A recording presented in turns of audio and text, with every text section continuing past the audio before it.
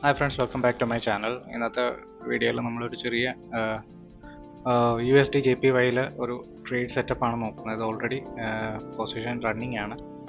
So ഞാൻ expect ചെയ്യുന്നതെന്ന് പറഞ്ഞാൽ ഈ 148-നടുത്തേക്ക് മാർക്കറ്റ് വരിക എന്നുള്ളതാണ്. ഈ USD JPYയിൽ ഇവിടെ ഒരു ലിക്വിഡിറ്റി പെൻഡിങ് ഉണ്ട്. അതായത് ലിക്വിഡിറ്റി ടാബ് ചെയ്യാൻ വേണ്ടി ആ സോണിന് ടാബ് ചെയ്താൽ മാത്രമേ മാർക്കറ്റിന് ഒരു പ്രോപ്പറായിട്ട് താഴത്തേക്ക് മൂവ് ചെയ്യാനുള്ള സാധ്യതയുള്ളൂ.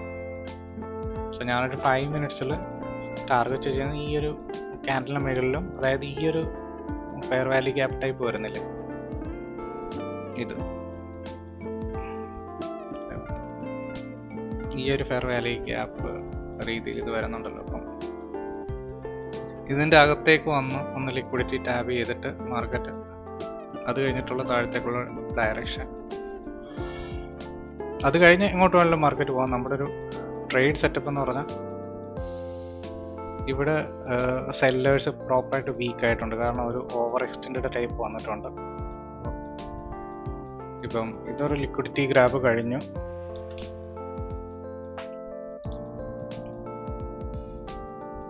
എന്നിട്ട് ഇനി ഇത് എന്ത് ചെയ്യണം, അപ്പ് സൈഡിലേക്ക്, അതായത് ഇതിന് ഡൗൺ സൈഡിലേക്ക് കണ്ടിന്യൂ ചെയ്യണമെന്നുണ്ടെങ്കിൽ ഡൗൺ സൈഡിലേക്ക് പോകാൻ ആവശ്യമായിട്ടുള്ള എനർജി അല്ലെങ്കിൽ അതിൻ്റെ ലിക്വിഡിറ്റി ഈ ഒരു സോണിലാണ് കിടക്കുന്നത്. റൈറ്റ്. ചിലപ്പം ഇതൊരു ടോട്ടലി റിവേഴ്സൽ ട്രേഡാണ്, അതായത് ട്രെൻഡിന് എഗെയിൻസ്റ്റ് ആയിട്ടുള്ള ട്രേഡാണ്.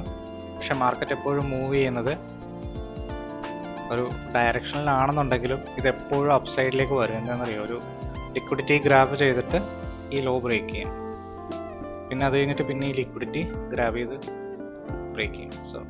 സോ നമ്മളിപ്പം ഓൾറെഡി ഒരു ട്രെൻഡിന് എഗെയിൻസ്റ്റ് ആണെന്നുണ്ടെങ്കിലും എൻ്റെ ഒരു എക്സ്പെക്റ്റേഷൻ എന്ന് വെച്ച് കഴിഞ്ഞാൽ ഈ ഒരു പുൾ ബാക്ക് ഉണ്ടല്ലോ, അതായത് ട്രെൻഡിലൊരു ഇമ്പൾസീവ് മൂവ് വന്നു, ഈ ഒരു പുൾ ബാക്ക്, ആ ഒരു ടൈപ്പ് എൻട്രിയാണ് ഞാനിവിടെ എക്സിക്യൂട്ട് ചെയ്തിരിക്കുന്നത്. നോക്കാം ഇതെങ്ങനെ വർക്കൗട്ട് ആകുമെന്ന് നമുക്ക് നോക്കാം. അപ്പോൾ ഇത് നമുക്ക് വേണമെന്നുണ്ടെങ്കിൽ റൈറ്റ്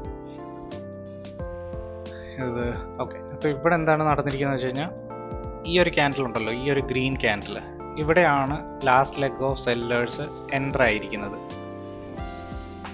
ഞാൻ എപ്പോഴും ഒരു ഗ്രീൻ ക്യാൻഡിലിനെയാണ് സെല്ലേഴ്സിൻ്റെ എൻട്രി ആയിട്ട് കൺസിഡർ ചെയ്യുന്നത്. സോ ഇതൊരു സെല്ലേഴ്സിൻ്റെ എൻട്രി ആണെന്നുണ്ടെങ്കിൽ ഇതൊരു സെൽ സൈഡ് അല്ലെങ്കിൽ സെൽ സൈഡ് ഓർഡർ ബ്ലോക്ക് ആയിട്ടാണ് കൺസിഡർ ചെയ്യുന്നത്. അപ്പോൾ ഇതിനെ മാർക്കറ്റ് ബ്രേക്ക് ചെയ്ത് സസ്റ്റെയിൻ ചെയ്യുകയാണെന്നുണ്ടെങ്കിൽ ഇവിടെ നമുക്ക് ഒരു എൻട്രി മൊഡ്യൂള് നോക്കാവുന്നതാണ്. ഈ ഒരു പോയിന്റിൽ നിന്ന് ഈ ഒരു സോണിൻ്റെ താഴെയോ ഇങ്ങനെ വെച്ചിട്ട്, ഇല്ലെങ്കിൽ ഇപ്പം റണ്ണിങ് ആയിട്ടുള്ള ട്രേഡിൽ നമുക്ക് എന്ത് ചെയ്യാം, ഇവിടെ ഒരു SL പ്ലേസ് ചെയ്യാം. പക്ഷേ ഏറ്റവും ഇമ്പോർട്ടൻ്റ് എന്ന് വെച്ച് കഴിഞ്ഞാൽ ഈ ഒരു സോൺ, അതായത് ഈ ലാസ്റ്റ് വന്ന ഈ ഗ്രീൻ ക്യാൻഡിൽ ഉണ്ടല്ലോ, ഈ താഴത്തേക്ക് വന്നിരിക്കുന്ന സെല്ലേഴ്സ്, അതായത് മാർക്കറ്റ് താഴത്തേക്ക് വന്നു, അപ്പ് സൈഡിലേക്ക് ഒരു പുൾ ബാക്ക്, അതാണ് ഈ ഗ്രീൻ ക്യാൻഡിൽ വന്നിരിക്കുന്നത്. അപ്പോൾ എന്താണ്, വീണ്ടും താഴത്തേക്ക് പുഷ് ചെയ്യാൻ വേണ്ടിയിട്ടുള്ള സെല്ലേഴ്സ് ഈ ഒരു ക്യാൻഡിലാണ് എൻ്റർ ആയിരിക്കുന്നത്. അതായത് മാർക്കറ്റ് എപ്പോഴും പൊസിഷൻ ബിൽഡ് ചെയ്യുന്നത്, അതായത് ബിഗ് പ്ലേയേഴ്സ് താഴത്തേക്ക് പൊസിഷൻ ബിൽഡ് ചെയ്യുന്ന എപ്പോഴും ഏത് ക്യാൻഡിലായിരിക്കും, ഒരു റെഡ് ക്യാൻഡിലായിരിക്കും. അല്ല സോറി, പൊസിഷൻ ബിൽഡ് ചെയ്യുന്ന എപ്പോഴും എന്തായിരിക്കും, ഗ്രീൻ ക്യാൻഡിലായിരിക്കും. അത് കഴിഞ്ഞിട്ടാണ് ഇവരിത് പുഷ് ചെയ്യാൻ ശ്രമിക്കുന്നത്. സോ മാർക്കറ്റ് ഈ ഒരു സോണിനെ ബ്രേക്ക് ചെയ്യുകയാണെന്നുണ്ടെങ്കിൽ, ഇതിന് ആൾക്കാർ ബ്രേക്കർ ബ്ലോക്ക് എന്നോ മിറ്റിഗേഷൻ ബ്ലോക്ക് എന്നൊക്കെ പറയാറുണ്ട്. പക്ഷെ അതിൻ്റെ ഒരു ലോജിക്ക് എന്ന് പറഞ്ഞു കഴിഞ്ഞാൽ ലാസ്റ്റ് ലെഗ് ഓഫ് സെല്ലേഴ്സിൻ്റെ എൻട്രി ഈ ഒരു ക്യാൻഡിലാണ് നടന്നിരിക്കുന്നത്. അപ്പം വീണ്ടും മാർക്കറ്റ് അതിൻ്റെ മുകളിൽ വന്ന് സസ്റ്റെയിൻ ചെയ്യുകയാണെന്നുണ്ടെങ്കിൽ, ഇങ്ങനെ ആ ഒരു ബ്ലോക്കിന് മുകളിൽ അല്ലെ ആ ഒരു ക്യാൻഡിലിന് മുകളിൽ സസ്റ്റെയിൻ ചെയ്യുകയാണെന്നുണ്ടെങ്കിൽ നമുക്ക് വീണ്ടും അപ്പ് സൈഡിലേക്ക്, അതായത് ഇതൊരു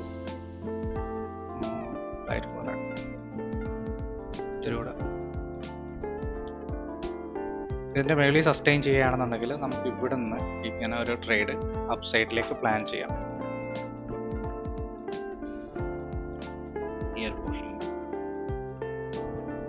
ഇല്ലെങ്കിൽ എവിടെയാണോ ലോവസ്റ്റ് പോയിന്റ് വന്നിരിക്കുന്നത് അവിടെ നിന്ന് അപ്പ് സൈഡിലേക്ക്. സോ ഇപ്പോൾ നോക്കുമ്പോൾ നമ്മുടെ ഓൾറെഡി എന്താണ്, അപ്പ് സൈഡിലേക്ക് ഒരു മൊമെൻറ്റം വന്നിട്ടുണ്ട്. വെയിറ്റ് ചെയ്യാം. എക്സ്പെക്റ്റേഷൻ എന്ന് വെച്ചാൽ ഈ പ്രീവിയസ് 5 മിനിറ്റിൻ്റെ ലോ ടാപ്പ് ചെയ്യുക എന്നുള്ളതാണ്. ഈ ഒരു ലോ, ഇതാണ് എൻ്റെ ഒരു ഫസ്റ്റ് സോഫ്റ്റ് ടാർഗറ്റ്. അത് കഴിഞ്ഞിട്ട് ഈ ഒരു ലിക്വിഡിറ്റി പോയിന്റിലേക്ക്.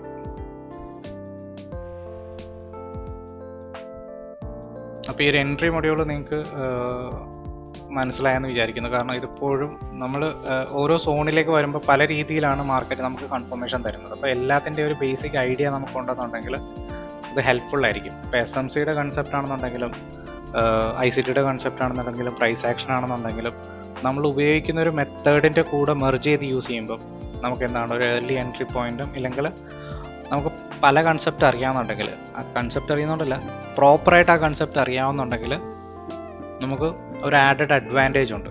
കാരണം ഇപ്പം ഞാൻ ഉപയോഗിക്കുന്നത് volume based data based analysis ആണ്. അപ്പോൾ അതിൻ്റെ കൂടെ എനിക്ക് SMCയുടെ ഇതാണൊക്കെയുള്ള ബ്ലോക്സും ബ്രേക്കർ ബ്ലോക്കും മിറ്റിഗേഷൻ ബ്ലോക്കും അറിയാമെന്നുണ്ടെങ്കിൽ എൻ്റെ ഒരു ഡയറക്ഷനിൽ എൻ്റെ ഒരു അനാലിസിസിന് സ്യൂട്ടബിൾ ആയിട്ടാണ് SMCയിൽ എനിക്കൊരു കൺഫർമേഷൻ കിട്ടുന്നതെങ്കിൽ ഇതെനിക്കൊരു ആഡഡ് അഡ്വാൻറ്റേജ് ആണ്. റൈറ്റ്, എനിക്കൊരു കൺഫർമേഷൻ കിട്ടും. ഓക്കെ, SMC പ്രകാരവും SMCയുടെ നിയമപ്രകാരവും ഇതൊരു അപ്സൈഡിലേക്കുള്ള ട്രെൻഡാണ് കാണിക്കുന്നത് എന്ന് നമുക്ക് കൺഫേം ചെയ്യാൻ പറ്റും SMCന്ന്. അപ്പോൾ ഈ ഒരു ലിക്വിഡിറ്റി സോണിലേക്ക് മാർക്കറ്റ് വരാനുള്ള സാധ്യതയുണ്ട്. നമുക്ക് വെയിറ്റ് ചെയ്യാം, നോക്കാം എന്താണ് മാർക്കറ്റിൽ നടക്കാൻ പോകുന്നതെന്ന്.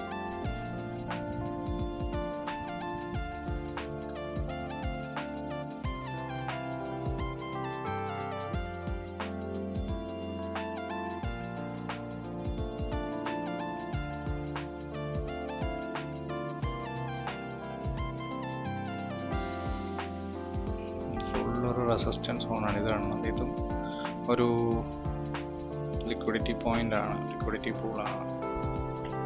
ഇത് ഒന്ന് ബ്രേക്ക് ചെയ്ത് കിട്ടണം.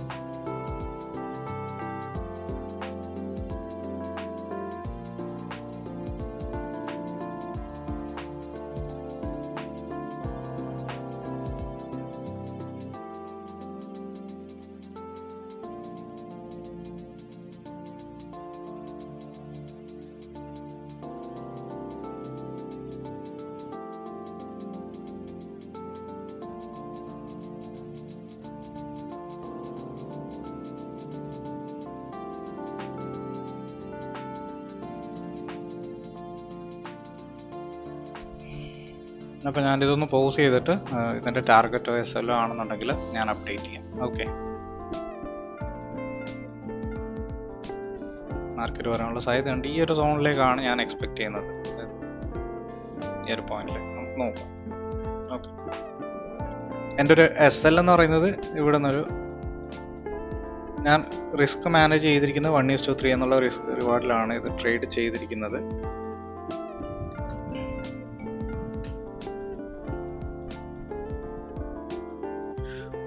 എന്നുള്ള റിസ്ക് റിവാർഡിലാണ് ട്രേഡ് ചെയ്തത്. ഈ രണ്ടാമത്തെ ഇതെന്ന് പറഞ്ഞാൽ നമ്മുടെ ആ ഒരു എൻട്രി മൊഡ്യൂൾ കാണിച്ചു തരാൻ വേണ്ടിയാണ് ചെയ്തത്. സോ ഇതാണ് എൻ്റെ പ്രോപ്പർ ട്രേഡ്. നമുക്ക് നോക്കാം ഇതിൻ്റെ റിസൾട്ട് എന്താണെന്ന് ഞാൻ നിങ്ങൾക്ക് അപ്ഡേറ്റ് ചെയ്യാം.